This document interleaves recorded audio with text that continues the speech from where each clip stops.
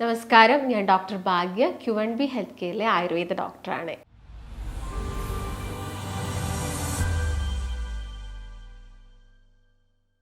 ഇന്നൊരു 80% ആളുകളിലും ഓരോ അസുഖങ്ങൾ വരാനുള്ള ഒരു മെയിൻ റീസൺ എന്ന് പറയുന്നത് രക്തക്കുറവ് അഥവാ വിളർച്ച അല്ലെങ്കിൽ അനീമിയ എന്നൊക്കെ പറയും.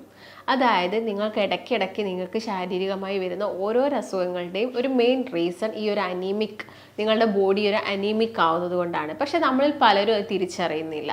നിങ്ങളിപ്പോൾ ശക്തമായിട്ടുള്ളൊരു തലവേദനയൊക്കെ വന്നു കഴിഞ്ഞാൽ ചിലപ്പോൾ നമ്മളിൽ പലരും ഒരു പാരസെറ്റമോളോ അല്ലെങ്കിൽ ഒരു ഡോളോ ഒക്കെ എടുത്ത് കഴിക്കും.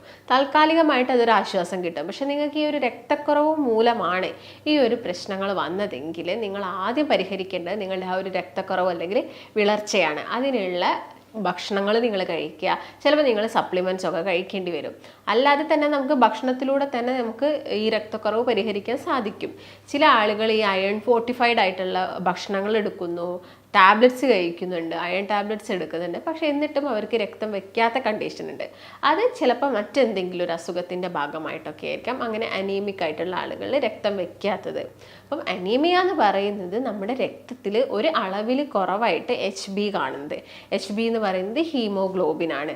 അതായത് നമ്മുടെ രക്തത്തിൽ മെയിനായിട്ടും 2 കോശങ്ങളാണുള്ളത്. ഒന്ന് WBCയും മറ്റൊന്ന് RBCയും. ഒന്ന് വൈറ്റ് ബ്ലഡ് സെൽസും മറ്റൊന്ന് റെഡ് ബ്ലഡ് സെൽസും ആണ്. ഇതിലുള്ള RBCയിലുള്ള ഒരു ഘടകമാണ് ഈ ഒരു HB എന്ന് പറയുന്നത്. അപ്പം ഇതൊരു നോർമൽ റേഞ്ചിൽ എപ്പോഴും നമ്മുടെ ശരീരത്തിൽ വേണം. പ്രത്യേകം നോക്കുകയാണെങ്കിൽ സ്ത്രീകളിലൊക്കെ ആണെങ്കിൽ ഒരു 12 മുതൽ 14 ആ ഒരു റേഞ്ചിലാണ് ഇതിൻ്റെ ഒരു പെർസെൻറ്റേജ് വേണ്ടത്. അതുപോലെ തന്നെ മെന്നിലാണെങ്കിൽ ഒരു 14 to 16 ആണ്.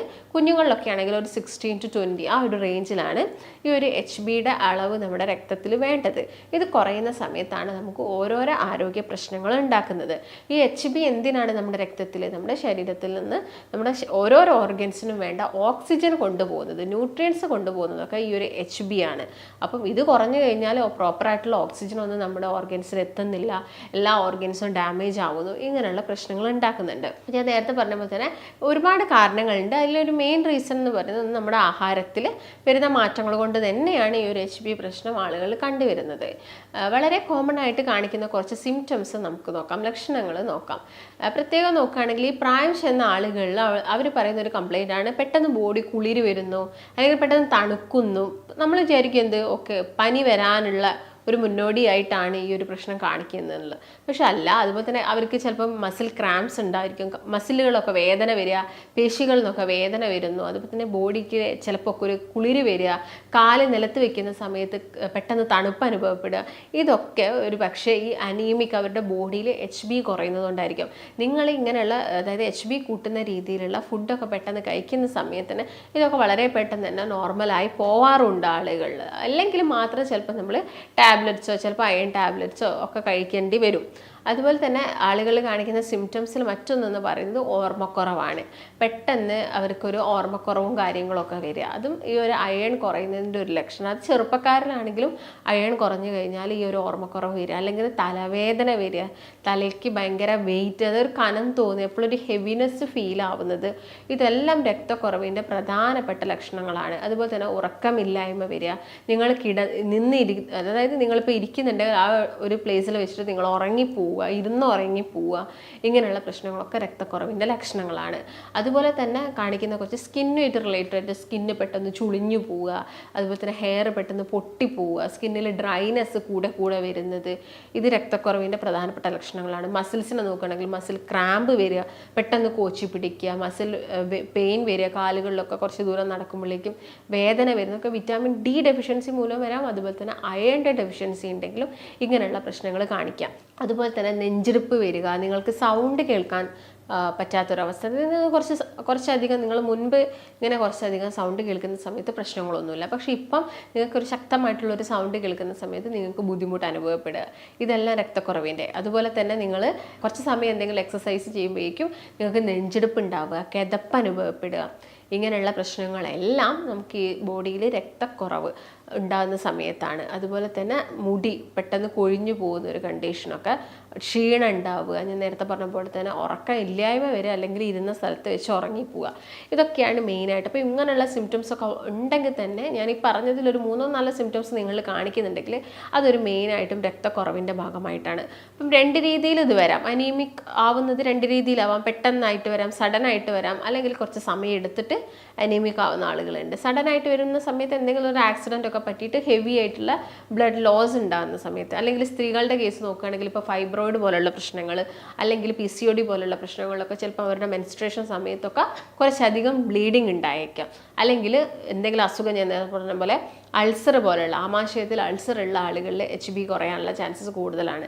അല്ലെങ്കിൽ ബ്ലീഡിങ് പൈൽസ് ഉള്ള ആളുകളിൽ ബ്ലഡ് ലോസ് നടക്കുന്നുണ്ടെങ്കിൽ, അതായത് രക്തം കൂടുതലായിട്ട് പോകുന്നുണ്ടെങ്കിലും അവിടെയും അനീമിക് അല്ലെങ്കിൽ ആ ഒരു വ്യക്തിയിൽ അനീമിയ അല്ലെങ്കിൽ വിളർച്ച ഉണ്ടാവാനുള്ള ചാൻസസ് കൂടുതലാണ്. അതുപോലെ തന്നെ അനീമിയ നമുക്ക് അത് ക്ലാസിഫൈ ചെയ്യുന്ന സമയത്തും നമ്മൾ പല രീതിയിലായിട്ട് ക്ലാസിഫൈ ചെയ്യും. കാരണം അവിടെ ഞാൻ നേരത്തെ പറഞ്ഞ HB എന്ന് പറയുന്നത് RBCയിൽ വരുന്ന ഒരു ഘടകമാണ്. ഈ ഒരു HBൻ്റെ ഉൽപ്പാദന പ്രക്രിയയിൽ വരുന്ന എന്തെങ്കിലും പ്രശ്നം കൊണ്ട് അനീമിയ വരാം. അതുപോലെ തന്നെ ഈ HB ഉണ്ടാക്കുന്ന കോശങ്ങളുണ്ട്. ഈ കോശങ്ങൾ പെട്ടെന്ന് തന്നെ, അതായത് മെച്യൂരിറ്റി ആവുന്നതിന് മുൻപ് തന്നെ അത് നശിച്ചു പോയാലും അവിടെ എന്ത് വരാം, അനീമിയ വരാനുള്ള ചാൻസസ് കൂടുതലാണ്. അതുപോലെ തന്നെ ഈ ഒരു RBCൻ്റെ മെച്യൂരിറ്റിക്ക് ആവശ്യമായിട്ടുള്ള ഒരു വൈറ്റമിനാണ് വിറ്റാമിൻ B12. ഇപ്പോൾ വിറ്റാമിൻ B12 ബോഡിയിൽ പ്രോപ്പറായിട്ട് ഇല്ലെങ്കിലും നിങ്ങൾക്ക് അനീമിയ വരാം. RBC പ്രോപ്പറായിട്ട് ഉണ്ടാവില്ല. അപ്പോൾ അതിൻ്റെ ഭാഗമായിട്ട് നമുക്ക് അനീമിയ വരാനുള്ള ചാൻസസ് ഉണ്ട്. അതുപോലെ തന്നെ മറ്റൊന്നാണ് അയേൺ ഡെഫിഷ്യൻസി അനീമിയ. അതായത് അയൺ നിങ്ങളുടെ ശരീരത്തിൽ ഇല്ലാത്തത്. വളരെ കോമൺ ആയിട്ട് കാണുന്നത് ഈ ഒരു അയൺ ഡെഫിഷ്യൻസി അനീമിയാണ്. അതിപ്പോൾ ഞാൻ നേരത്തെ പറഞ്ഞ പോലെ സഡൻ ആയിട്ടുള്ള ഒരു ആക്സിഡൻറ്റിൻ്റെ ഭാഗമായിട്ട് ബ്ലഡ് ലോസ് ഉണ്ടെങ്കിൽ ഈ ഒരു അയൺ ഡെഫിഷ്യൻസി വരാം. മറ്റൊന്ന് ആഹാര രീതിയിലാണ്. അതായത് ഇന്നത്തെ കാലത്ത് നിങ്ങളിപ്പം രക്തം വെക്കുന്ന ഭക്ഷണങ്ങളായിട്ട് സെലക്റ്റീവായിട്ട് കഴിക്കുന്ന ശീലമൊന്നുമില്ല. ഇൻ കേസ് അങ്ങനെ HB കുറഞ്ഞാൽ നമ്മൾ പോയിട്ട് രക്തം പെട്ടെന്ന് കൂടാൻ വേണ്ടിയിട്ടുള്ള ഭക്ഷണങ്ങളും കാര്യങ്ങളൊക്കെ കഴിക്കുക. അതിന് പകരം നിങ്ങൾ എന്ത് ചെയ്യുക, എല്ലാ ദിവസവും നമ്മളെ ആ ഒരു ഡയറ്റിൽ വിറ്റാമിൻ D കിട്ടുന്ന രീതിയിൽ, അല്ലെങ്കിൽ കാൽഷ്യം വരുന്ന രീതിയിൽ, അല്ലെങ്കിൽ വൈറ്റമിൻ C അല്ലെങ്കിൽ അയൺ ഒക്കെ റിച്ച് ആയിട്ടുള്ള ഭക്ഷണങ്ങൾ നിങ്ങൾ കഴിക്കാൻ പാകത്തിലായിരിക്കണം നിങ്ങളുടെ ഡയറ്റ് എപ്പോഴും ഉണ്ടായിരിക്കേണ്ടത്. ആ ഒരു രീതിയിൽ കഴിക്കുകയാണെങ്കിൽ നമുക്ക് മറ്റ് രോഗങ്ങൾ വരുന്നത് നമുക്ക് കുറച്ചെടുക്കാൻ വേണ്ടിയിട്ട് സാധിക്കും. അതുപോലെ എന്തെങ്കിലും ഇൻഫെക്ഷനൊക്കെ ഇടയ്ക്കിടയ്ക്ക് വരുന്നത്, അല്ലെങ്കിൽ നീർക്കെട്ട് ശരീരത്തിൽ വരുന്നതൊക്കെ നമുക്ക് കുറച്ചെടുക്കാൻ വേണ്ടിയിട്ട് സാധിക്കും. അപ്പോൾ മെയിനായിട്ട് നിങ്ങൾ അയൺ പെട്ടെന്ന് നമ്മുടെ ശരീരത്തിൽ രക്തം വെക്കേണ്ട രീതിയിലുള്ള ഭക്ഷണങ്ങൾ നമുക്ക് ഏതൊക്കെയാണെന്ന് നോക്കാം. അതിൽ മെയിനായിട്ട് പറയുന്നത് കൂടുതലായിട്ടും ഇലക്കറികൾ കഴിക്കുക. ചീര, മുരിങ്ങയിലയൊക്കെ നന്നായിട്ട് കഴിക്കാൻ വേണ്ടിയിട്ട് നോക്കുക. അതുപോലെ തന്നെ ഈ മുരിങ്ങ, ചീരയിലൊക്കെ അല്ലെങ്കിൽ നമ്മുടെ ശരീരത്തിൽ അയണിൻ്റെ അബ്സോർപ്ഷൻസ് പെട്ടെന്ന് നടക്കണമെങ്കിൽ വിറ്റാമിൻ സിൻ്റെ ആവശ്യകതയുണ്ട്. അതുകൊണ്ടാണ് പണ്ടുള്ള ഘട്ടങ്ങളിലൊക്കെ ഈ മുരിങ്ങ ഇലക്കറികൾ വെക്കുന്ന സമയത്ത് ചിലപ്പം പുളിയൊക്കെ പിഴിഞ്ഞൊഴിക്കും, അല്ലെങ്കിൽ തക്കാളിയൊക്കെ ഇട്ടിട്ട് ഈ ഇലക്കറികളൊക്കെ അവർ വെക്കുകയായിരുന്നു. അതുപോലെ തന്നെ മുൻപൊക്കെ ആയിരുന്നെങ്കിൽ കൂടുതലായിട്ട് നമ്മൾ ഇരുമ്പ് ചട്ടി അല്ലെങ്കിൽ കത്തിയൊക്കെ ആയിരുന്നെങ്കിൽ ഇരുമ്പ് കത്തികളൊക്കെ കൂടുതലായിട്ട് യൂസ് ചെയ്യുമായിരുന്നു. എന്നാൽ ഇന്ന് നമ്മൾ ഇരുമ്പ് ചട്ടിയിലുള്ള പാകം ചെയ്യുന്നതൊക്കെ ഒരുപാട് കുറഞ്ഞു. നമ്മൾ കൂടുതലും സ്റ്റീല് ഇങ്ങനെയുള്ള ആയിട്ടുള്ള മെറ്റൽസൊക്കെയാണ് കൂടുതലായിട്ടും കുക്ക് ചെയ്യാനൊക്കെ വേണ്ടി യൂസ് ചെയ്യുന്നത്. അതിൻ്റെ ഭാഗമായിട്ടൊക്കെ ഒരുപാട് ഡെഫിഷ്യൻസി വരുന്നുണ്ട്. പിന്നെ കൂടുതലായിട്ടും ഭക്ഷണത്തിൻ്റെ കേസ് നോക്കുകയാണെങ്കിൽ ഇപ്പം എല്ലാവർക്കും അറിയുന്നൊരു കാര്യമാണ് ഈ അയൺ കൂടുതലായിട്ടുള്ളത് കുറച്ച് റെഡായിട്ടുള്ള ഫ്രൂട്ട്സും വെജിറ്റബിൾസിലൊക്കെ അയൺ കൂടുതലാണ്. അപ്പോൾ നോക്കുകയാണെങ്കിൽ ബീട്രൂട്ട് കൂടുതലായിട്ട് എടുക്കുക, ക്യാരറ്റ് കൂടുതലായിട്ട് കഴിക്കുക, വിറ്റാമിൻ C റിച്ച് ആയിട്ടുള്ള ഫ്രൂട്ട്സുകൾ മാക്സിമം കഴിക്കാൻ വേണ്ടിയിട്ട് നോക്കുക. അപ്പം ചീരയൊക്കെ നോക്കുകയാണെങ്കിൽ അതിൽ ചുവന്ന ചീരയ്ക്ക് കുറച്ചധികം പെട്ടെന്ന് അയൺ നമ്മുടെ ബോഡിയിലോട്ട് വരും. അതുപോലെ തന്നെ മുന്തിരിയാണെങ്കിലും ഉണക്ക മുന്തിരിയാണെങ്കിലും നിങ്ങൾക്ക് ബോഡിയിൽ അയൺ കൂട്ടുന്നതാണ്. പൊമോഗ്രാനേറ്റ് അഥവാ അനാർ എന്ന് പറയും, ഈ ഒരു ഫ്രൂട്ട്സ് കഴിക്കുകയാണെങ്കിലും പെട്ടെന്ന് നമ്മുടെ ശരീരത്തിൽ രക്തം വെക്കുന്നതാണ്.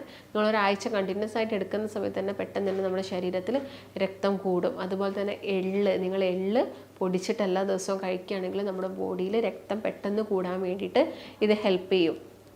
അതുപോലെ തന്നെ നിങ്ങൾക്ക് വെജിറ്റബിൾസൊക്കെ ആണെങ്കിൽ തന്നെ വെണ്ട ആയിക്കോട്ടെ അല്ലെങ്കിൽ വഴുതിന ആയിക്കോട്ടെ, ഇതൊക്കെ തന്നെ എല്ലാ ദിവസവും നിങ്ങളുടെ ഡയറ്റിൽ മാക്സിമം ഇൻക്ലൂഡ് ചെയ്യുക. പിന്നെ പെട്ടെന്ന് നമുക്ക് രക്തം വെക്കുന്നത് മാംസം തന്നെയാണ്. അതിപ്പം ചിക്കനോ അല്ലെങ്കിൽ റെഡ് മീറ്റോ പോത്തോ അല്ലെങ്കിൽ പോർക്കോ അല്ലെങ്കിൽ അതിൻ്റെ അകത്ത് വരുന്ന മട്ടനോ ഇങ്ങനെയുള്ള ഏത് മീറ്റ് നിങ്ങൾ കഴിക്കുകയാണെങ്കിൽ നമ്മുടെ ബോഡിയിൽ പെട്ടെന്ന് തന്നെ രക്തം കൂടും. പക്ഷെ അത് വിചാരിച്ചിട്ട് നിങ്ങൾക്കിപ്പോൾ കൊളസ്ട്രോളും കാര്യങ്ങളൊക്കെ ഫാറ്റി ലിവർ അസുഖം പോലുള്ളതൊക്കെ ഉണ്ടെങ്കിൽ നമുക്ക് അധികമായിട്ട് റെഡ് മീറ്റ് കഴിക്കാൻ പറ്റില്ല.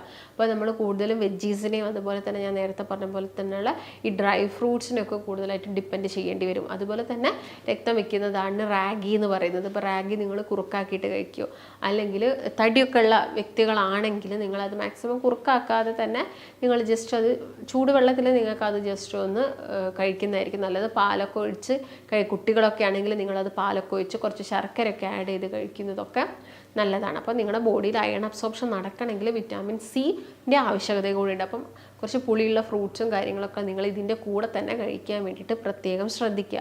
അപ്പം മെയിനായിട്ടും രക്തക്കുറവുള്ള ആളുകൾ ഈ ഫുഡുകളൊക്കെ നിങ്ങളൊരു പാറ്റേണിൽ നിങ്ങൾ കഴിക്കുകയാണെങ്കിൽ നമുക്കത് പെട്ടെന്ന് തന്നെ കൂട്ടാൻ വേണ്ടി സാധിക്കും. പക്ഷേ ചില ആളുകൾ ഞാൻ നേരത്തെ പറഞ്ഞപ്പോഴത്തേന് അൾസറിൻ്റെ എന്തെങ്കിലും പ്രശ്നങ്ങളൊക്കെ ഉണ്ടെങ്കിൽ അല്ലെങ്കിൽ വിറ്റാമിൻ B12 ഒക്കെ കുറവുണ്ടെങ്കിൽ നിങ്ങൾ അത് റിലേറ്റഡ് ആയിട്ടുള്ള ഭക്ഷണങ്ങൾ നിങ്ങളുടെ ഡയറ്റിൽ ഇൻക്ലൂഡ് ചെയ്യണം. അല്ലെങ്കിൽ അൾസർ നിങ്ങൾ ട്രീറ്റ് ചെയ്യണം. ഇല്ലാതെ നിങ്ങൾ എത്ര അയൺ ഫോർട്ടിഫൈഡ് ആയിട്ടുള്ള ഭക്ഷണങ്ങളൊക്കെ കഴിച്ചു കഴിഞ്ഞാലും അബ്സോർപ്ഷൻ നിങ്ങളുടെ ബോഡിയിൽ നടക്കണം എന്നില്ല.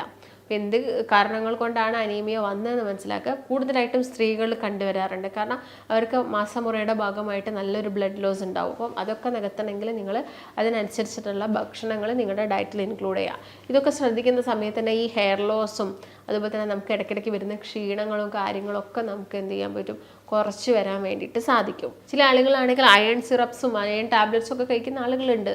അതൊക്കെ നമ്മുടെ ബോഡിയിൽ ഒരു നിശ്ചിത സമയം വരെ കഴിക്കുന്നത് നല്ലതാണ്.